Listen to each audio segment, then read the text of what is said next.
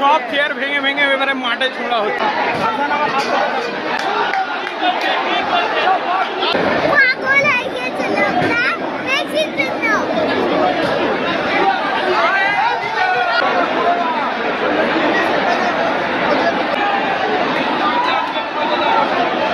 তো সল্টলেক স্টেডিয়াম ওয়ারফিল্ড হয়ে দাঁড়িয়েছে, সব কিছু ভেঙে ছুঁড়ে দেওয়া হচ্ছে, সিট মিট ভেঙে দেওয়া হচ্ছে, পোস্টার তো সব গায়েব।